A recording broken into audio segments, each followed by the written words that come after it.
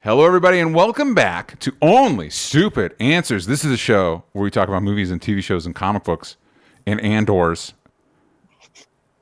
I'm your host, DJ Wooldridge. With me, as always, is Roxy Stryer. Hey, Roxy. Yeah, his first name's Cassian, just so you know. Okay, gotcha.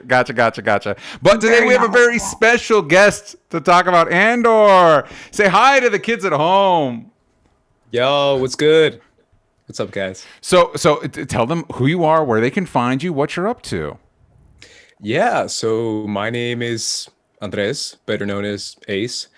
You can find me on Twitter and Instagram at Squad Leader Ace, and my YouTube channel at First Cut. Hill to the yeah. Thank you all for joining us, because I know you're a big Star Wars man. I feel like the last time we had you on was Mandalorian Season 2, Yes. which was could have been last month or 5 years ago. I'm unsure at this I point. think it's 5 years ago. Yeah. Yeah. Because I time feel is like strange. it's last month. Yeah, Yeah. time is a construct. I was really excited when DJ told me you were going to be on the show today because I was like, yup, I need that. That's perfect because I think that Ace, you and I really balance each other out. You are really with it and intelligent and really great at understanding Star Wars. And I try really hard and ask a lot of questions. So, and DJ's in the middle. So it's perfect. I'm one of those people that I do not consider myself a Star Wars fan, but I know things. I've read books and I know things. I know more and than I consider myself a massive fan, but I don't know anything. Perfect. So we're basically what we're saying is we're the perfect combination here. And so we're going to be talking about Andor. But before we do any of that, a little bit of business up top. Of course, you can listen to this show early and live over at patreon.com/onlystupidanswers. You can also give us a 5-star review on iTunes, please, and thank you. We appreciate it. And then on Spotify, every week we ask you all a question. Last week we asked, what villains would you like to see added to the Thunderbolts roster? Stefan Julian says, easy answer is Abomination, but Vulture is one I'd love to see steal the show. Christopher Chow says, Whiplash from Iron Man 2.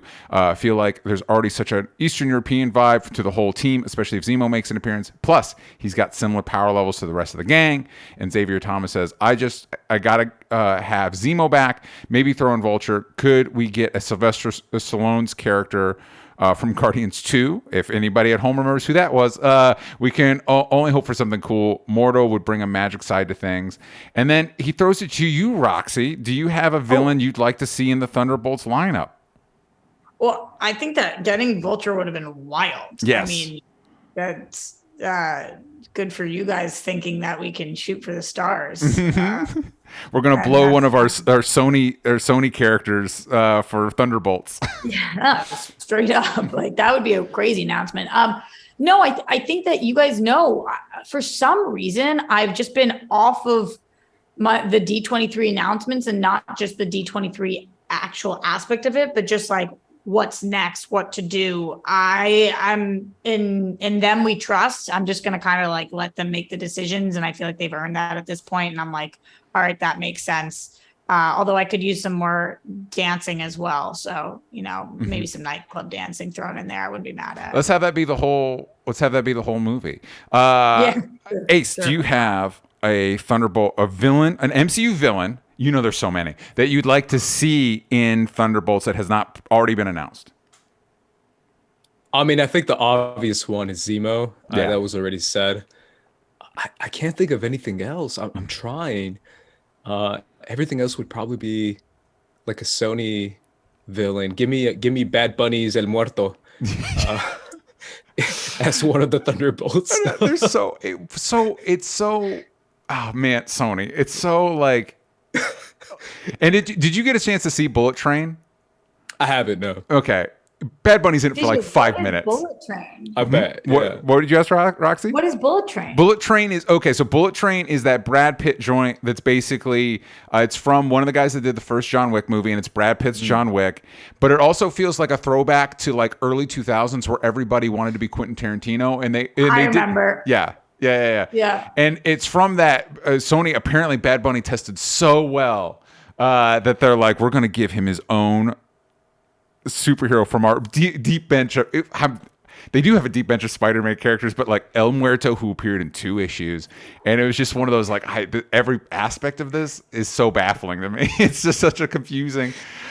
You could have.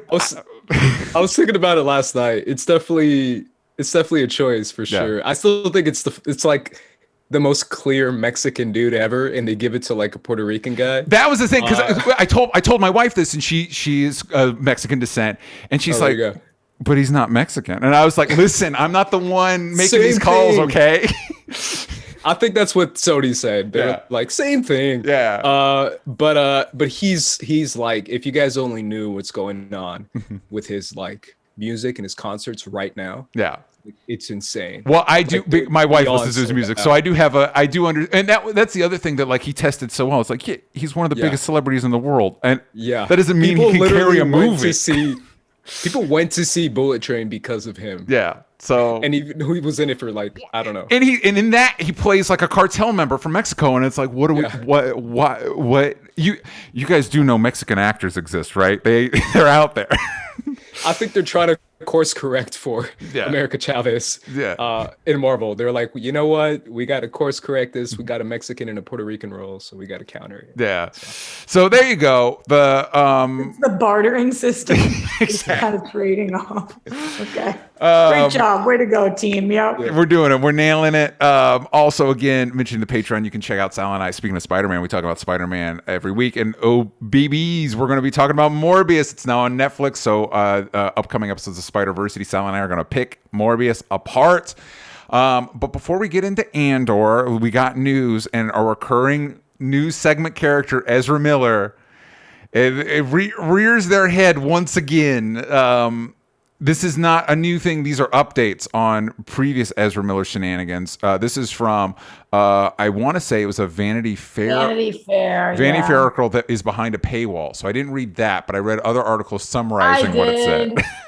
I certainly did. Roxy, update us. Top to bottom, up and down. There's not huge updates, but this Vanity Fair article did a very good job actually being like a journalistic article where they interviewed over a dozen people from Ezra's past and talked about every situation broken down from Hawaii to Iceland to Vermont to every grooming case to all of the things that we have heard about from Ezra Miller's history, and also hearing from their ex-fiance, which I didn't know that Ezra was engaged. Neither did I. I did like when you started listing off the locations, it felt like somebody talking about a Bond villain, like what they did in Iceland, what they did over in Hawaii. Yeah, I mean, we have gone international for sure. The major points of the article were that Ezra Miller has periodically been referring to themselves as both the devil and Jesus. Great, healthy, no notes. And the Flash. So they are having, what the people close to them are saying is that they're having a hard time distinguishing that they are neither the devil nor the Flash, nor Jesus. There was this crazy part of the article about Susan Sarandon. I heard about this, but I don't know the specifics. So according to Ezra, Susan Sarandon and Ezra are very close. Okay. I don't know how that started, but I guess Ezra was upset that Susan turned down their invitation to something and thinks that Susan owes them a big apology, and that I guess she didn't put her phone in at Ezra's house. They have decided when you walk in, if you are a woman, you need to leave your phone at the shrine, the altar. Wait, so specifically women? The article said women. I don't know that means not men. It just said when women walk in, and I was like, huh. That's so tricky for problematic for a lot of reasons, but also like you're non-binary. Like, totally. why? That feels Totally. weird that suddenly the distinctions matter.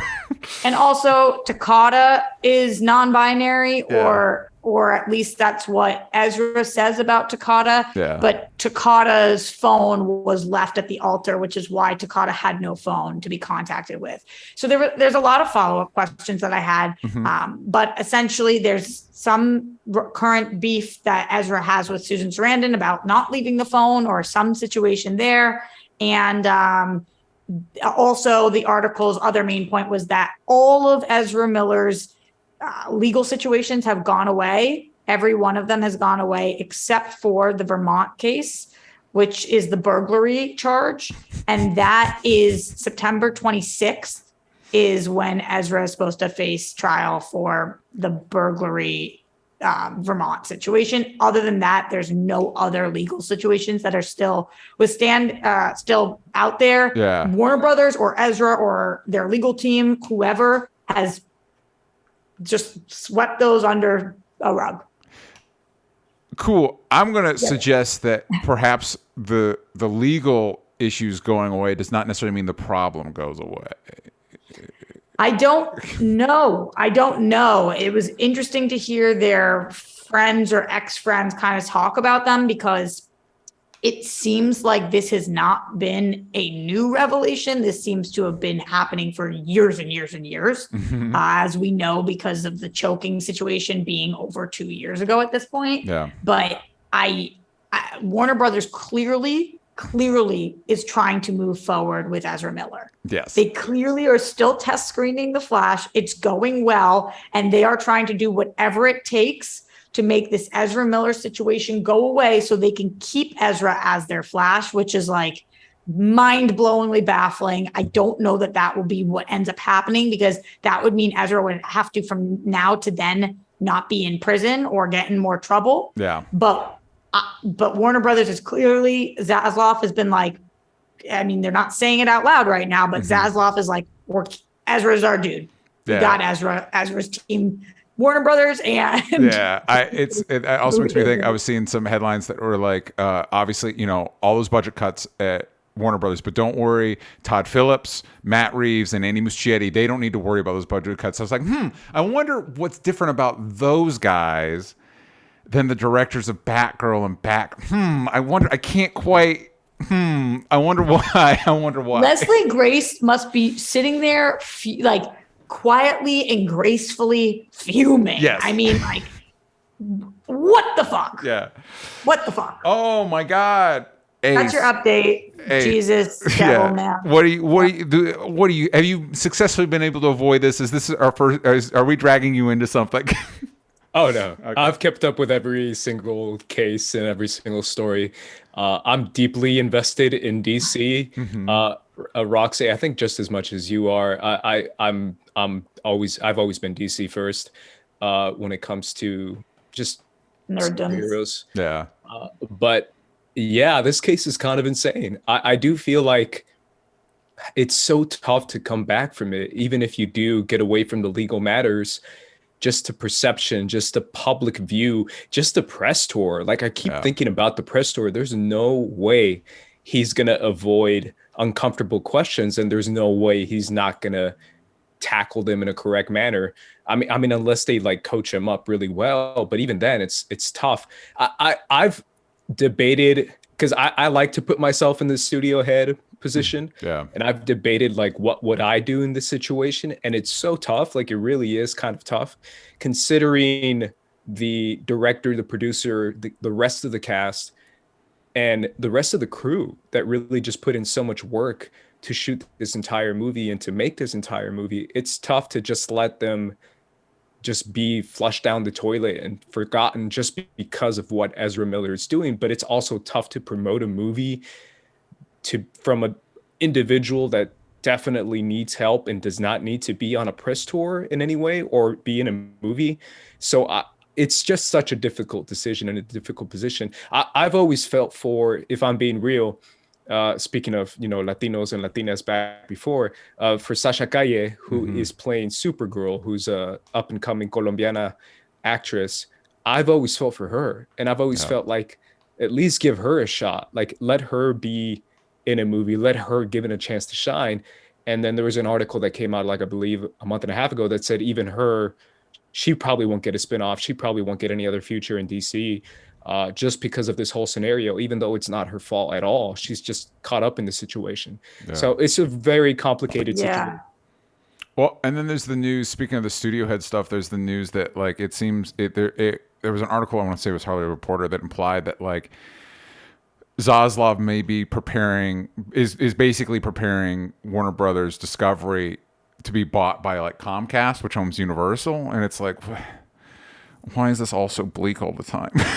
I know. And speaking of people we feel for, I've always felt for Kiersey Clemens, who like was supposed to have such a bigger role as Iris West in the Justice League, and then has just been waiting and waiting to be in the Flash, and just like then all of this comes out. I'm sure she's had to turn down so many other things because she was really up and coming at that point after Dope, and like this girl's probably just like, are you guys kidding? Yeah. Can you get your shit together for a little, just so we can move on, just so we can keep going? I mean, it's tough for the people around, but I do think there is a world in which this movie doesn't get scrapped and they get replaced.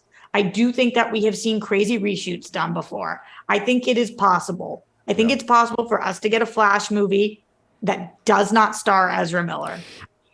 I just do. And even if that costs the studio another $150 million, you're still going to make back your money. And now you're doing what I think is the right thing. Now, you guys are not the moral police, so that's not your job.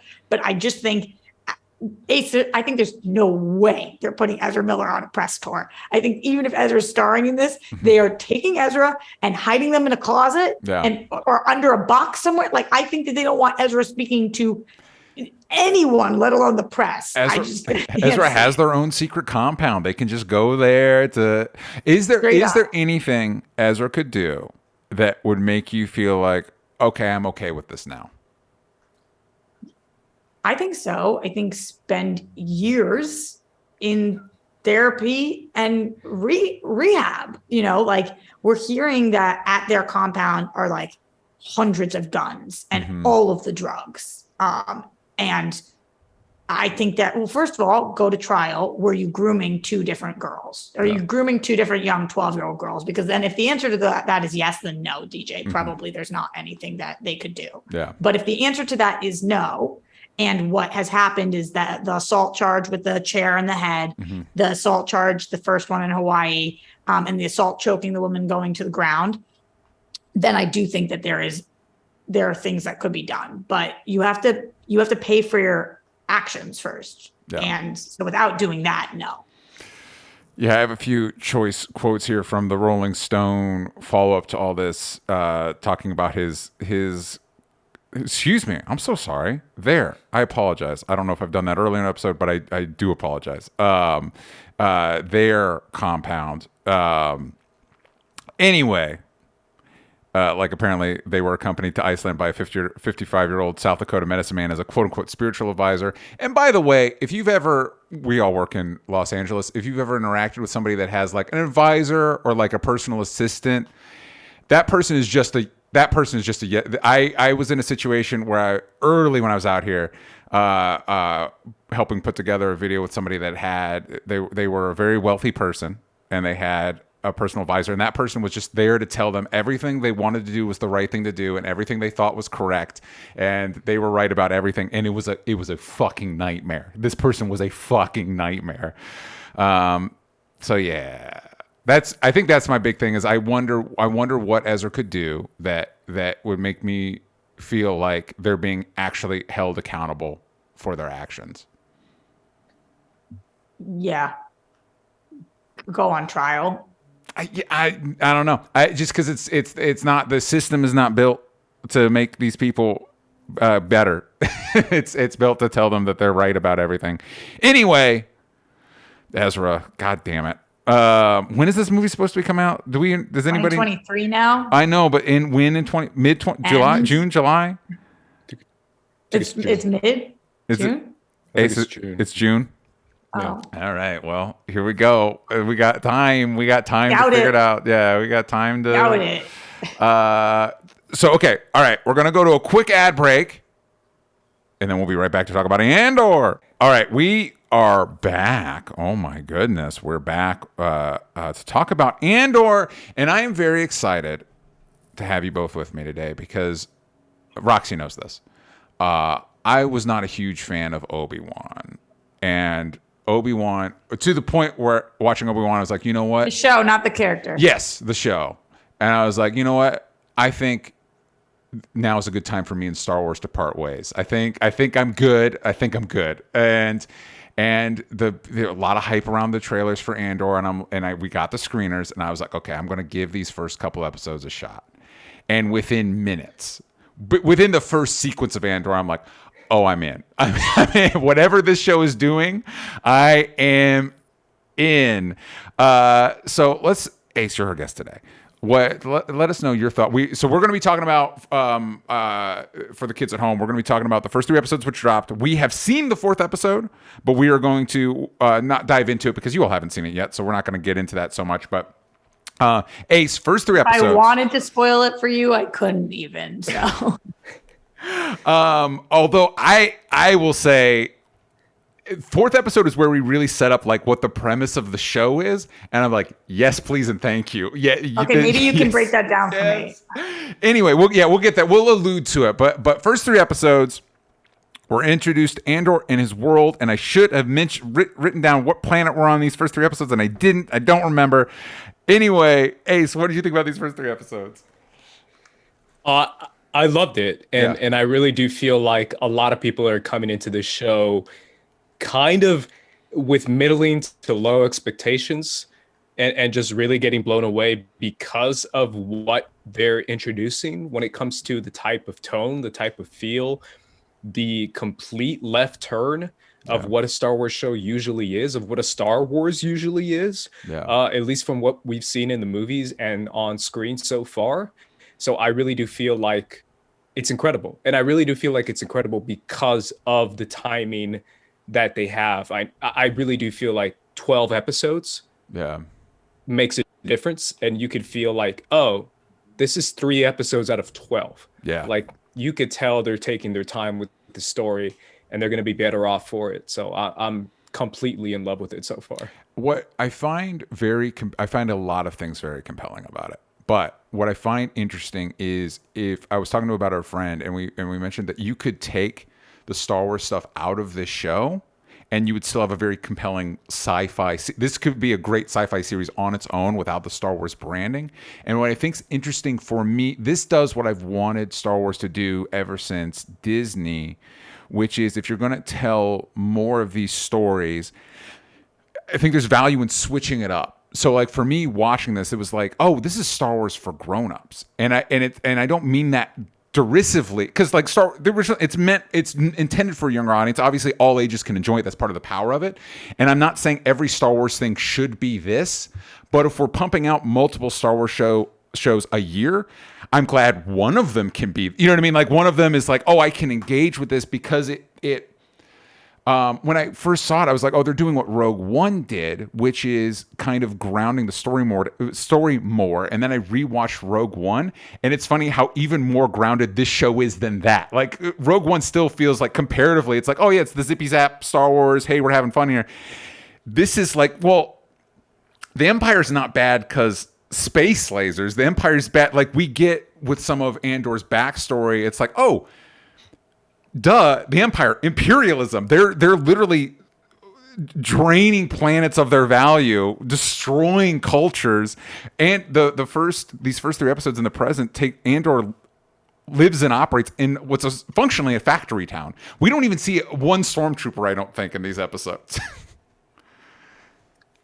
It's so over my head about why we would see a stormtrooper in one of these episodes. Why would there be a stormtrooper? Just because in everything else there is. Everything else there. I like the fact that the threat. Are there stormtroopers everywhere? I mean, based on the other Star Wars things I watched, it's like there they are. So I like the idea that like this hasn't even gotten to the Empire. This is like it's a corporation, and they're like, well, we need to take care of this before the Empire finds out. Even better, one of my favorite scenes, I think it's the first episode, is the inciting incident. Andor kills two guys that are about ready to basically out him and what he's doing, and it gets to this corporation, and the guy that runs it, there's this one like middle management guy played by played by Kyle Soller. He plays Cyril Karn, and he's like all hard about it. He's like, two of our guys died, we need to do something about it. And his boss is like, no, we're gonna lie about it, we're gonna cover it up, because I don't want to have to go explain to some Empire toady why we fucked up, so don't do anything about it. It felt very real. I'm not catching all the things you guys are catching. Yeah. Like that's not playing. Okay, so here's like my fantasy shows right now. Mm-hmm. I'm obsessed with House of the Dragon. I understand everything that's happening in that show. I couldn't make it past the first episode of Lord of the Rings. I don't understand what's going on in that show and don't care to understand. Yeah. I'm really into this show, but I don't get what's happening. Okay. And I really want to understand, but they're having conversations and I'm like, speak normal. Like, I can't get what you're saying. And I understand maybe this is how they speak, but I don't get what you're saying. Like, I don't understand what you're trying to get at. So here, I'm going to read you guys. This is me live messaging Steph during the first 3 episodes. Okay. And then maybe you guys can help explain to me, like, actually what's happening here. Okay. I said, wait, what is the basic premise of Andor? I'm like, not sure I'm getting it. It's just a random guy, Diego Luna, looking for some shit. I'm not sure what, but he has to lie because presumably he's a good guy and maybe working for bad people. And then like either he's protecting kids or maybe he is a kid and it's a flashback. And then the hot girl, Adria Arjona, are they related? Yeah. Because she's with this other random dude and I feel like I'm missing some major things. Oh, maybe there are flashbacks to him and that's why he can't tell people where he's from because when he was a kid, all the kids were killed or something. But that feels like a Vader situation. I guess this all comes down to me not understanding who is a rebel or are these not even rebels like Stellan Skarsgård? What is he? Okay, maybe I'm getting it. The kids are flashbacks to Canary and they thought everyone was dead, but Diego Luna lived. And then somehow he wants to take down the people who hurt his planet, maybe.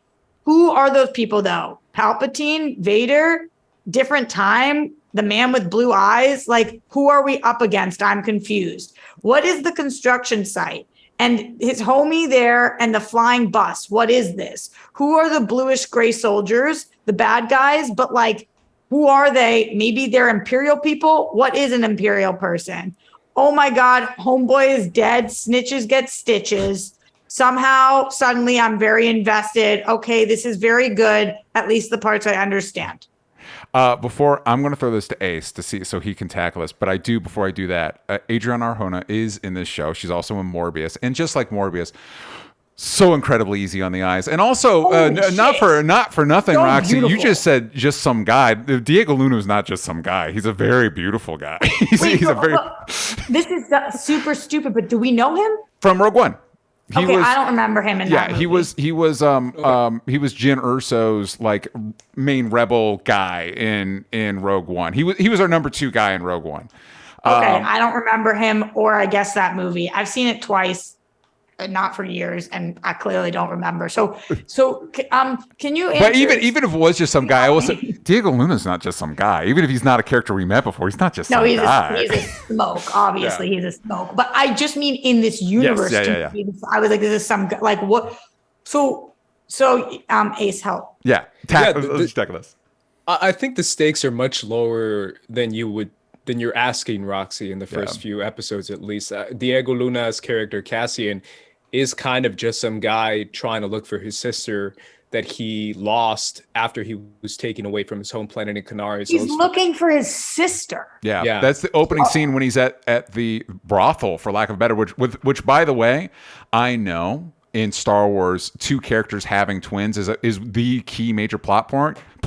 But watching this show, this was the first time I was like, oh, people fuck in the Star Wars universe. People actually get down. Anyway, Ace, continue. Wait, so hold on that note. So I understood the whole time he's looking for something. Like I said here, he's looking for something. Yeah. Mm-hmm. It's his sister? Yes. And is that the little girl in the flashback? Arizona? No, the little girl in the flashback. Yeah. But she seemed like she died. We don't know. I think we only see one person. That's the impression I got, which, by the way, did we all watch it on screeners?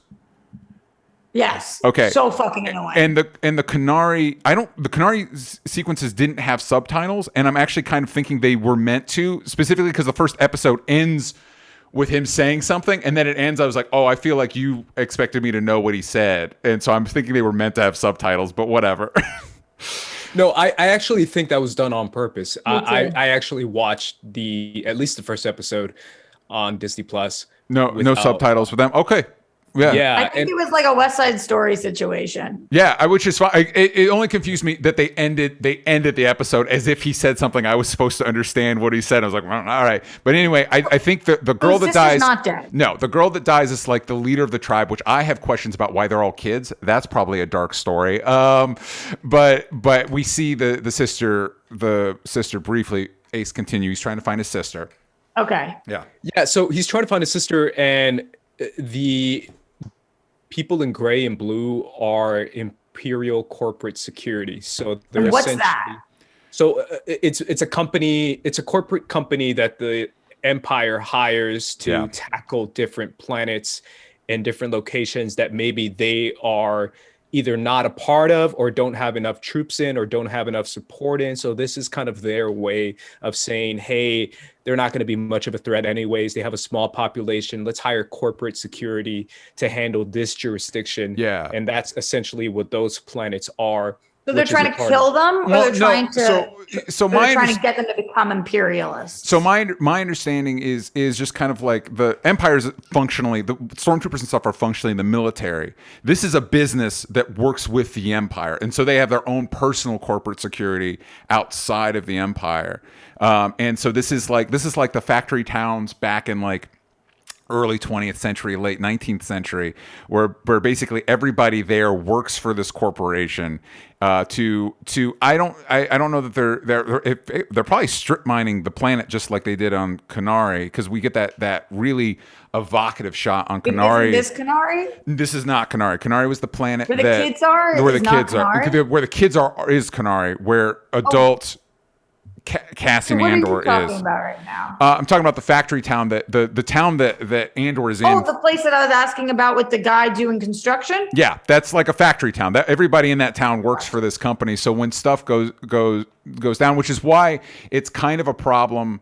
Yeah, it's actually exactly like if you think about the Old West and like mining towns and stuff like that. There's the town that the mining company owes, and then there's the outside of town where the drinking and the gambling and the sexing happens. And it's not supposed to be there, but we just pretend pretend it's not there. And so that's why people, DJ, it's the same people who killed the kid are the same people coming to the mining town? I don't believe that we know that yet. I think we know that it's related to the kid is killed by some Empire thing that crashed. Also, presumably, because when we get the flashback, we see that planet is demolished. There's basically like a Grand Canyon level. They've just strip mined the planet out, and so it's related to that is the implication. Okay. Yeah.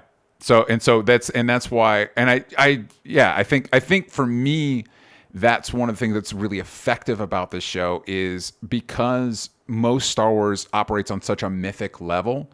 There's a sense of like, in the first Star Wars, we get the Death Star blows up a planet, which is bad, but it's bad. It's bad on such a scale that it's almost abstract. Where in this, the evil is so bureaucratic and banal. It's more of a present threat. Like we don't give a shit about specifically Andor. We'll just steamroll anybody who happens to be in the way of what we're doing, and that it feels more relatable to me because that's the world we live in. Yeah, I'm still on question gate right Yes. now, though. So going back, okay, so he's looking for his sister. Yeah. And Adria Arjona is doing what? She is just there. And Ace, correct me if you got a different impression. Everybody in the town is just kind of doing their own thing to survive. So Andor and Adrian Arjona's character Bix, and kind of Tim was not bumped when Tim fucked up, man. Because if he's pulling Adrian Arjona, you do what she says, my guy. Like don't fuck that up. Anyway, everybody's just kind of doing. They're Andor is stealing stuff from the Empire, low-level stuff, to survive, to make scratch. Bix is a part of that smuggling operation. Wait, what was the answer to what's she doing? She's part of she just works as I think she's just like a mechanic or something is her day job, but she's part of this smuggling. Correct. Yeah. So essentially, she's a mechanic for this planet. I believe the planet is called Ferrix. Yeah. And the planet, it's just all just workers doing their own thing. Mm-hmm. But her character is tapped into the rebellion because on the side, she sells, like DJ was saying, smuggled products from the Empire that she can get from either Cassian or from other sources. Yeah. So on the side, she supports the rebellion, but she still has a day job. So that's why she's protecting Diego Luna. Yes. Because she they likes work together. They're just work, and there's an implication that they were something more in the past, which is why Tim flips the fuck out and narcs on Andor. Yeah. Fucking Tim. Is Tim the name of her boyfriend? Wow, what a weird Star Wars. It has an extra M. It's Tim with 2 M's. Okay, and then wow, snitches get stitches. Yeah. I was like fucking stoked when he got killed. That was honestly my only note of those first 3 episodes is how broken up she seems to be that he's gone, and I would have been like, nah, man. She didn't even seem that close to him to begin with. Like they seemed like fuck buddies, and then he rats on her friend, and then he dies. I would have been like, all right, I mean, whatever, man.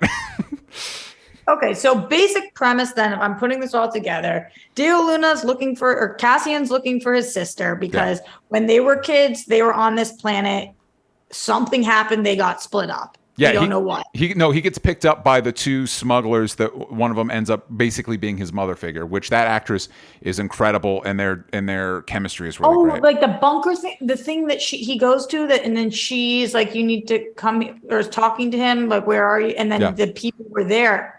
Didn't put that together. Yeah. Okay, so he gets picked up and she doesn't pick up his sister for some reason. Yeah, because she finds him in the shuttle, and the way she articulates it is basically the Empire is like here. And so like, they're saying this and I'm not understanding the way that they're explaining it. Like there's something about the way that they speak that I'm like, I don't get what you're saying. I love the dialogue in this show. I think the dialogue's so good. Why doesn't it compute for me? I don't know. I'm a pretty smart person. So the fact that like I like can't pick up, I can see generally what's happening, but I'm like, I don't get what you guys are saying. Yeah, I don't know. I think the dialogue's so good in the show. I like it so much. Wow. So you got all that. I just am missing it. Like, yeah. I'm like, what? Wait, I get that you're looking for something. What is it? And who's this woman? The finish out these 3 episodes, the big thing is Andor, because he kills the 2 guys at the beginning, he needs to get the fuck off the planet. And so he's trying, he stole like a really important a navigation device or something from an Empire thing. And Stellan Skarsgård's character, Luthen Rail. Good guy or bad guy? I think good guy, but it is like a heist kind of show, so who knows? Motivations can be mixed. Okay. He's part of the rebellion. He's so good. Stellan Skarsgård is so good in the show, though. Anyway, he's like, I actually don't give a fuck about the device. I think you're good at stealing things, and I need a dude, and so you're going to be my dude. Fuck. Oh my God. The whole shootout when they're in the factory and the big engine blocks or whatever falling from the series. I'm like, the ceiling was like, this is fucking cool. This is a cool. Anyway. That looked sick, but you totally lost me. I don't know what you're talking about with the device, and I don't know what you're talking about. Basically, Stellan Skarsgård wants. Thing he kept wanting to go back for. Yeah. It was like really important navigation, some sort of sci-fi important thing the Empire has. Yeah, I like can't figure out what to focus on. It's like. So essentially, what DJ is getting to is like he killed those 2 security officers. He's trying to get off planet. He knows that Bix, who is Adrian Arjona's character, has a connection to the rebellion and has a hookup, which is Stellan Skarsgård's character. Yeah. He meets Stellan Skarsgård's She knows character. him. Yes. Yeah, she knows him. Yeah. She's like her contact, her main contact. Yeah. And he uses that to try and sell a product to him to try and get money to get off the planet. And instead he ends up running off with him when he offers him essentially a job to steal from the Empire because he's so good at it and because he stole that specific navigational empirical device. Yeah. So he feels like, if this guy's that good, if this guy is that dope, I need him on my team on the rebel side, and let me basically recruit him to the rebels. So essentially this is an entire projection into how does one get into the rebellion. You're just an everyday kind of, thief. Oh, prior to this, he's not in the rebellion. No, and I think that's it. I joked because it's Diego Luna, but he really is just some guy. Like it's not. He's not a part of the rebellion. He's not. He's literally just trying to look out for himself. And maybe that's another thing I respond to. I love crime movies, and that first 3 episodes is basically just kind of a crime movie in space. And it's like, well, you're speaking my language. This is my jam. I also like the visual, the kind of like visual storytelling of it. It tells us that Stellan Skarsgård literally says it, but like Andor's thinking small because he can't let go. He's like, I gotta, because to him this device is like the most valuable thing he's ever stolen, and Stellan Skarsgård is trying to tell him like, no, that doesn't matter. That really doesn't matter. We're doing bigger things. I need you to leave that the fuck alone. Come with me. So the rebellion's gonna help him find his sister? That is the offer that he is given. Will they actually do it? Who's to say? Because in Rogue One, again, having just rewatched it, they do a good job of like the rebellion, big picture, rebellion are definitely the good guys. You zoom in a little bit, there's shady shit in there. There's shady shit going on, which is, again, true to life. But beyond the, I guess, the crime grounded element, I also like little things that made me very confident in the show is I like the way they take Star Wars iconography and tweak it into something new. So the little droid B2 emo evokes R2, but he speaks and it has a very it itself has like a distinct personality. It's kind of like Doug from I think that's the dog's name in Up, where he's just kind of a puppy. He just wants to help Andor out. It's like, fuck, I love this fucking droid. I hope the droid shows up again. This droid's so good.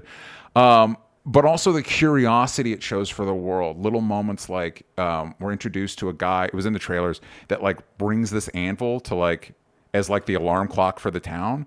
But we spend a moment where he like spreads out his tools.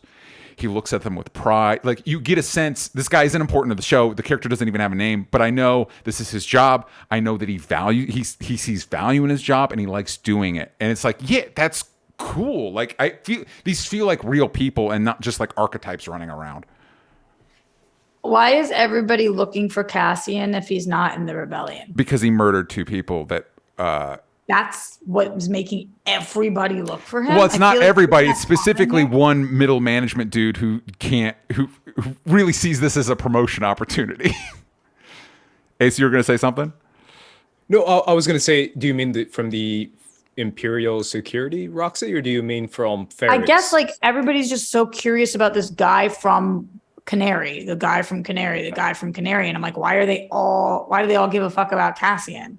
Well, there's a reward out for him as well. So it's kind of like a turn him in kind of thing. And we'll hook you up. And the idea is that the Imperial security is looking for him because of the 2 murders that he committed. And it's essentially the character of Cyril Khan, who is that one like young white dude who gives that crappy speech. Yeah. Who's the overly eager dude who wants to find him for justice. But I'm saying like, why are they, if they're looking for him because he did the murders, why do they care that he's from Canary? Because that's the only thing they know about him.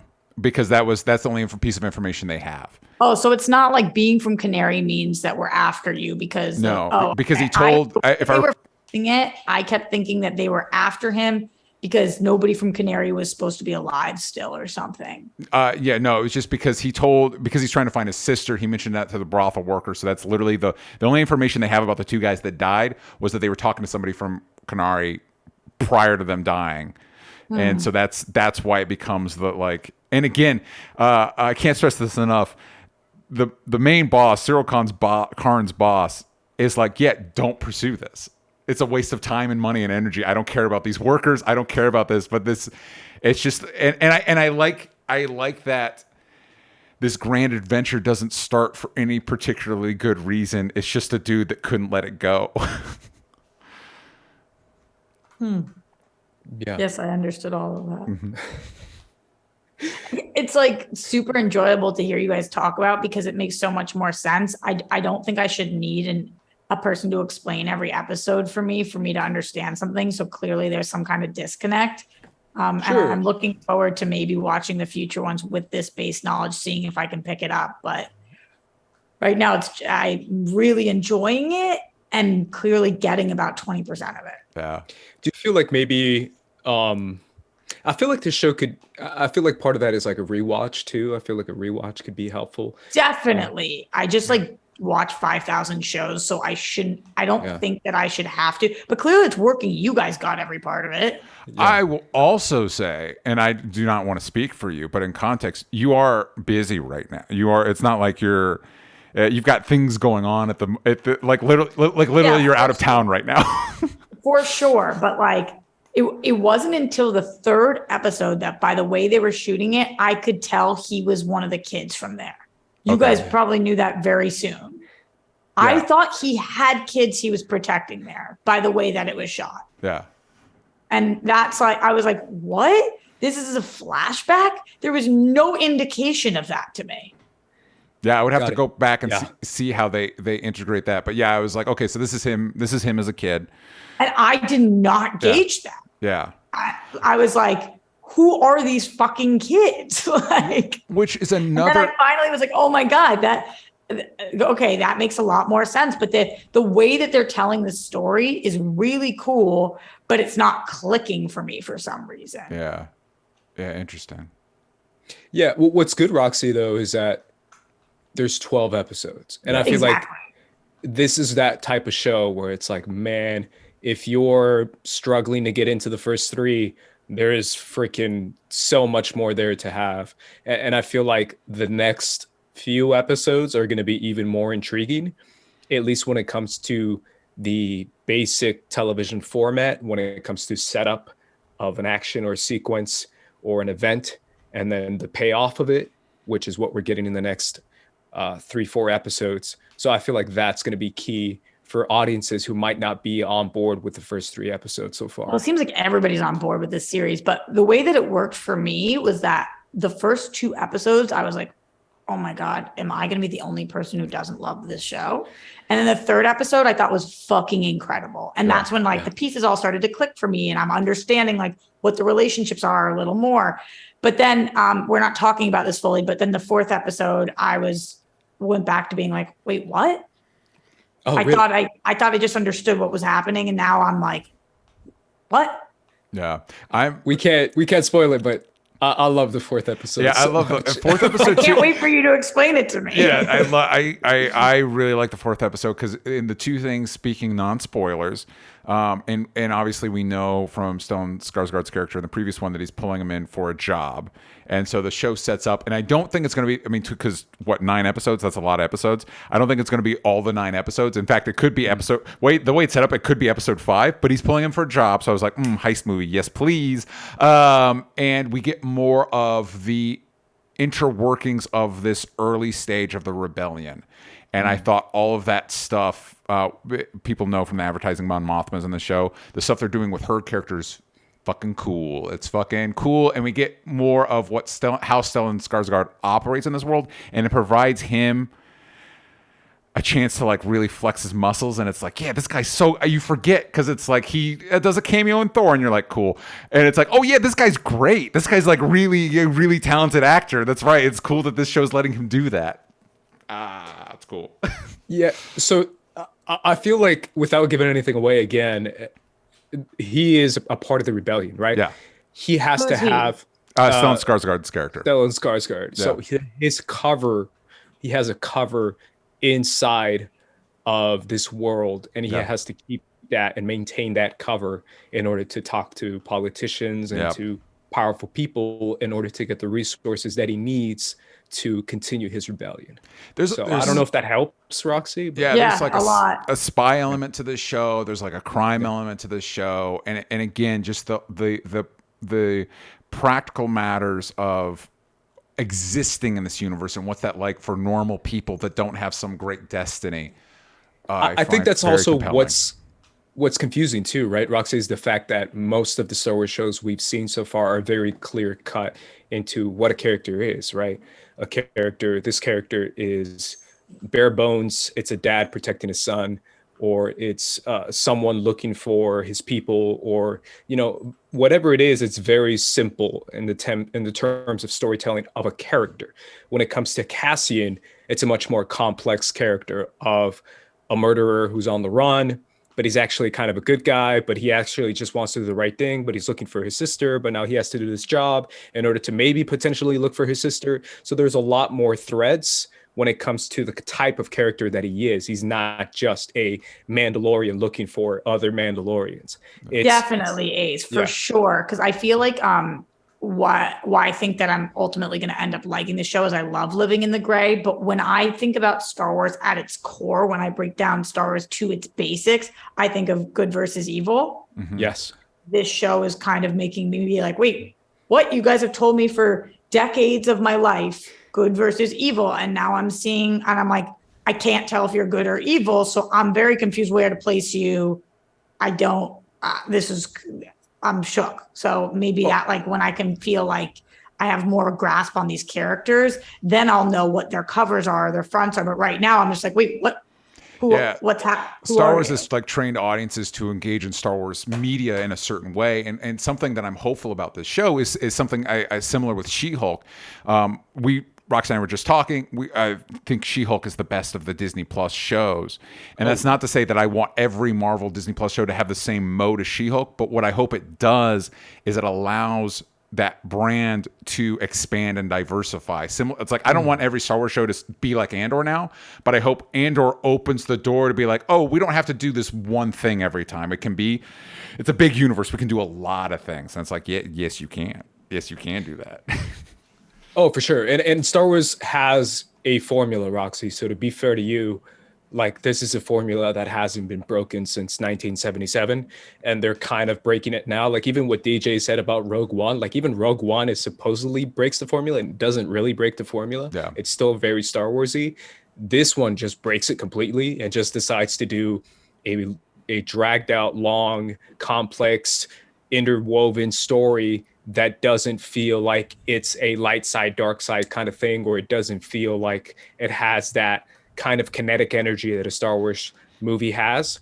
And that's the George Lucas effect of it all, where George Lucas very much integrated that a part of his films, where he wanted it to be quick action, fun, quippy, go like Han Solo is like, hey kid, I got you, kid. Like, all that kind of stuff is not in this show at all. Yeah. And it really is just it's a much more like spy espionage show living inside of a Star Wars show. You know what it is? Like. You know what it is I know when Marvel did all those Netflix shows, they're like, it's like Daredevil's like The Wire with superheroes, and then you watch it, you're like, well, slow your roll. Like, I like the show, but it's not The Wire. This kind of is like, what if The Wire happened in Star Wars universe? Like, it really, like, interpersonal politics, like, there's a lot of like complicated systems within systems and bureaucracies and all this shit, and it's like the enemy isn't necessarily any one person, it's just the entire system you exist in. Before we wrap up, speaking of the future, Leonard Kim asked in the Discord, what are you looking forward to in the remaining 9 episodes? Anything you're hoping to see more in Andor? And to your point, Roxy, Leonard Kim was also lukewarm. You're not saying you were lukewarm, but not necessarily entirely on board. Leonard I'm definitely on board. I just don't get all of it. Yeah. Do you feel like, Roxy, maybe I'm overstepping, but do you feel like you can enjoy something that maybe you don't understand? Definitely. And I am. I'm watching it and really enjoying it. I just don't know what's going on all the time. I want to watch Rings of Power so bad, but I don't know anything about Lord of the Rings. Oh, and Lord of the Rings and Rings of Power is not doing anybody like you any favors. They're like, yeah, Morgoth, moving on. And it's like, wait, Okay. Time out. I've read the Silmarillion, so I know who Morgoth is. Does anybody else know who Morgoth is? Because I saw Wheel of Time, and Wheel of Time was very much more like, here's a fantasy. I don't know if you guys saw Wheel of Time. No. Only the first 3 episodes. But it's very much like, here's this world, fantasy, blah, blah, blah, powers. And I just kind of try to figure it out on my own. And I felt like I did a decent job and I enjoyed it. Yeah. So, That's like me watching Star Wars. I'm just there like, you go. and I'm definitely enjoying it. And I do like hearing people talk about it. I'm like, oh, that's really interesting. Okay, I'll look out for this, which is helpful to me. So I'm super in on it. What I'm hoping to see in the 9 following episodes, I guess would be like more understanding of characters' motivations and like who they are and how they interact with each other. Yeah. What about you, Ace? Next 9 episodes. We got 9 more episodes of this season. What are you looking forward to? Ooh. Yeah, I'm looking forward to more Tony Gilroy sequences. Yeah. And Tony Gilroy dialogue. I'm looking forward to more Stellan Skarsgård. Yeah. I think he's awesome so far, and I really like Mon Mothma so far as well. And I want to so see good. Like what I don't. Mon looks Mothma's like. one of those names. I'm like, hey, I know, but I never cared. And now it's like, oh, I actually give a shit about what Mon Mothma's up to. Yeah. I'm excited to see more of her and how her dialogues Yeah. work. I want to see that. I want to see more like dialogue debate type stuff in Star Wars where it feels a little bit more like the real world. Because again, this is kind of what it's all about, right? Yeah. It's always been an allegory of real world politics and how it kind of reflects our own reality. So the idea that how does a republic fall into an empirical ideology is something that I think the show's going to get into a little bit. I might be speculating, but I kind of want to see that as well. So I also think it's helpful that the more we see of Mon Mothma, obviously her situation is pretty fucking harrowing. She's in a challenging situation, and we're not necessarily there. But I do think if we saw more of, like, God forbid, but like in this case, maybe super cool, a Senate meeting, like how the Senate operates, I think it might be helpful because something I've been thinking about is we always talk about like dystopias as if it's a thing that will happen, and it's like, well, kind of actually, we kind of live in one. We are already kind of here. it's happening. Yeah, we already exist in one, and seeing how somebody like Mon Mothma has to operate within that system might be a reminder of like, wait, this is like the world I live in, and it's like, yeah, that's why some of us want to change things. So that I really, rewatching Rogue One, I really want to see K2SO show up sooner rather than later. Alan Tudyk's Imperial droid in that one. Just because, again, I want to see more B2 Emo. I think he's fucking great. Honestly, I'm a little worried all the characters we're introduced to in those first 3 episodes, other than Andor, might just be gone from the show. I'm like, no, every one of them was so cool. I don't want to lose them. I don't mind if we do. Start clean. Let's go. You don't see Bix anymore? Roxy? No, I would, but I also wouldn't, like, as long as we have Cassian, there's nobody else that I'm like, I need to hold on to this person. What I don't need to see, I don't need a Luke, I don't need a Leia, I don't need a Yoda, unless it's something like the rest of the show where it's like, hey, what is Yoda doing on Dagobah? Like, what's his day-to-day life like? What are his thoughts on the political situation? Like, I find that aspect of the show is like, yeah, how do you just, like, we see people's apartments on this show. Like we see that one middle management guy where his mom lives on Coruscant, and it's like, yeah, wild that these are questions that this franchise has been around for decades that we don't ask. Like, where do people live? What do they eat? Like, what music do they listen to? Like, that's, for me, fantasy stuff, those are the most fascinating questions of how people just exist in this reality. And so, like, more of that would be like the again, I don't want to spoil anything, episode 4. How do I say this? Andor is inserted into a group of people, and the show spends a lot of time explaining to you why they're here, how they're being under the radar, what, you know what I mean? Like it's like, oh, I get a clear picture of who these people are, how they relate to each other, and how people exist on this random planet. That it's just not just like a random people live here, and this is how they live here on this planet. Cool. Thank you. I love it. Before we take off, I don't know if we're taking off yet. Cyril Kahn's character, Yeah. How do you guys feel about him? Roxy, I don't know if you have any thoughts on him so far. Who is that? That's the gung-ho, happy-go-lucky, like He's the main guy after Andor in those first 3 episoes. The one guy that's he's really like, we have to find this guy. Yeah. And he's like looking for him. And he's like, come on, guys, come on. I don't know who you're talking about.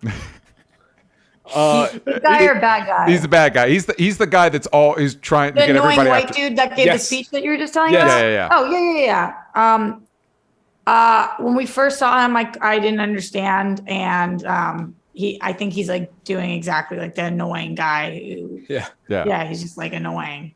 Again, I love that this show's main villains are middle management. We get introduced to another character that appears to be kind of in the same vein, where it's just somebody that can't leave well enough alone. Like, listen, nobody wants you to go after this. Nobody wants you to pursue this. Just let it go. And for some reason they can't, and they're the villain. Like, you know what I mean? It's not some grand evil plot. They just like, no, I've been taught to exist in this system, so I need to do everything I can to defend the system. And it's like, no, man, the system sucks. Let it the fuck go. Yeah. But you brought it up. What do you think of the character? Oh, me? Yeah. I love the character because of how realistic he is, and I feel like it fits perfectly inside the Star Wars universe. And I think it's great, kind of like morbid comedic relief, if that makes sense. Yeah. In a very like, I don't know, in a very like, you kind of feel like, man, this guy's very pathetic. Yeah. Kind of way, but it's also like, this is a very interesting idea as far as what the Empire does to like normal people who believe in the ideals of what the Empire apparently stands for. Yeah. So I feel like that's kind of what he embodies. So well, yeah, it'll be interesting to see more of that. We got to head out. Roxy, remind the kids at home what they should be looking out for from you. Everywhere at Roxy Strider, you can follow me. And if you're in the Boston area, get your tickets tomorrow night at the Boston Film Festival. Always Lola is going to be playing, which is really exciting for me, and I'll be there. So come say hi. It's in a festival with Don't Worry, Darling, which is fucking cool. I think that's fucking cool. Ace, where can the kids find you? Yeah, you can find me on Twitter and Instagram at Squad Leader Ace, and my YouTube channel at First Cut. I'm also on TikTok at First Cut, so I'm doing House of the Dragon talk on there. So. Hell yes, yeah. TikTok. We should have you on the show to talk about that. All right, I'm a DJ Talks Trash. The show is everywhere that matters at Only Stupid Answers, except on Twitter. You ain't got the vowels from stupid. And we will see you all next time. Bye, everybody.